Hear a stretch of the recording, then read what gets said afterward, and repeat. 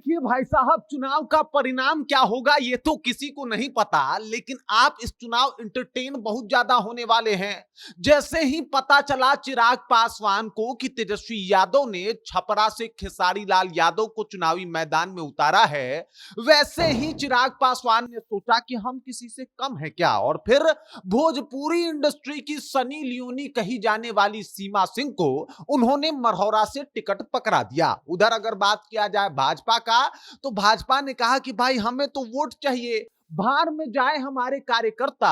और उसके बाद अलीनगर से उन्होंने मैथिली ठाकुर, जिनकी उम्र अभी 25 साल ही है, उनको टिकट दे दिया गया। उनको भाई अलीनगर के बारे में कितना ही अनुभव होगा, ये भी एक विचारणीय बात है। देखिए, गाना गाना और राजनीति करना दोनों अलग अलग मुद्दे हैं, लेकिन अफसोस इस बार ये सारे भरम, सारे मान और सारा जो एक रेखा होता है, लाइन होती है, उसे क्रॉस करके टिकट बांटा गया है। पुराने कार्यकर्ता माथा पीट रहे हैं, तो ऐसे सिंगर तो भाई साहब छाए जा रहे हैं। ऐसे लोगों की बहुत चर्चा भी हो रही है। अब पूरी कहानी क्या है, सब कुछ आपको विस्तार पूर्वक बताएंगे, लेकिन उससे पहले मेरा परिचय जान लीजिए। मेरा नाम है रजत और आप जनता जंक्शन देख रहे हैं। देख लीजिए, कोई भी पार्टी हो, कोई कोर कसर छोड़ने को तैयार नहीं है। किसी भी तरीके से सीट निकले, अब लोकप्रियता बढ़ने, जिनकी बड़ी हो, जिनके साथ जो है वो बहुत ज्यादा लोग हों, उनको टिकट दे दिया जाए तो भाई साहब उनके जीतने की संभावनाएं बढ़ जाती है। भले चाहे वो काम करें या ना करें, भले वो विधायकी के बारे में ठीक से समझते हो या ना समझते हो, उनके कार्य अधिकार क्षेत्र में क्या आता है उससे कोई मतलब नहीं। भाई साहब उनके पास जो है वो बहुत बड़ा वोट बैंक है, तो उनको टिकट मिल जाना चाहिए। खेसारी लाल यादव, छपरा से इनको जो है वो टिकट दे दिया गया। और खेसारी लाल यादव ने छपरा में अब तक क्या किया है, इनका बड़ा अचीवमेंट का खुलासा ये खुद कर रहे हैं। कह रहे हैं कि भाई साहब हमने छपरा में 3 कट्ठा जमीन खरीद लिया है। लोग कह रहे हैं ना कि हम छपरा के नहीं है, तो हम इससे पहले ही खरीद लिए हैं, हम यहाँ पे घर बनवाएंगे। कमाल की बात है, मतलब ये यहाँ पे घर बनवा लेंगे छपरा में, बस आप खेसारी लाल यादव को वोट दे दीजिए। बाकी विकास विकास का तो काम होता रहेगा, हमारे कार्य क्षेत्र में क्या आएगा उसके ऊपर तो बाद में बात किया जाएगा, लेकिन आप हमको बस इसलिए वोट दे दीजिए क्योंकि हमने 3 कट्ठा जमीन छपरा में खरीद लिया है। कमाल का मतलब बात है भाई।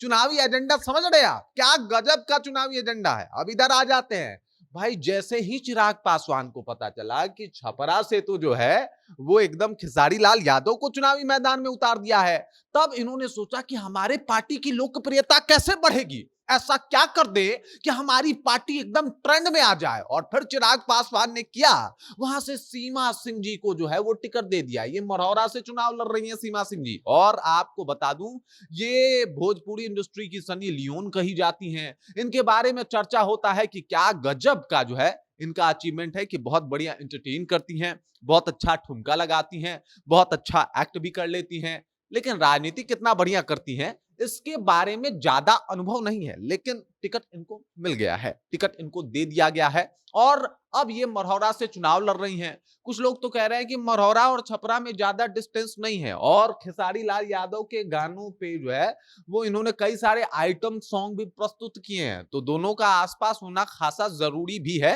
दोनों आसपास से ही चुनाव भी लड़ रहे हैं, भोजपुरी इंडस्ट्री में दोनों काफी आसपास रहे भी हैं। अब इस बात की चर्चा और इनके पुराने वीडियो क्लिप भी खूब वायरल हो रहा है कि वाह क्या शानदार सा माहौल बना है, क्या इस बार चुनावी विसाज सजे हैं, इसी का तो जरूरत था बिहार की जनता को।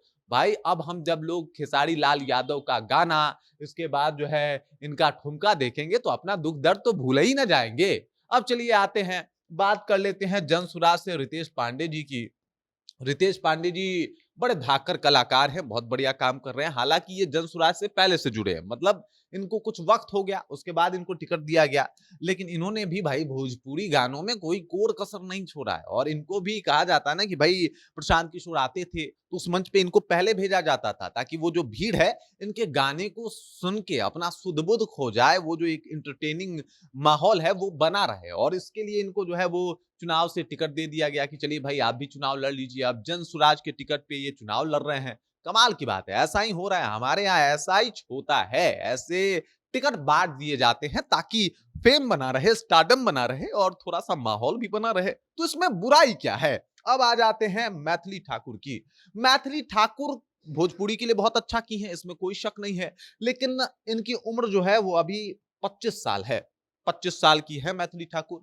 25 साल की उम्र से ही आप विधायकी लड़ सकते हैं। इससे अगर आप 1 साल भी छोटे हुए तो आप विधायकी का चुनाव नहीं लड़ सकते।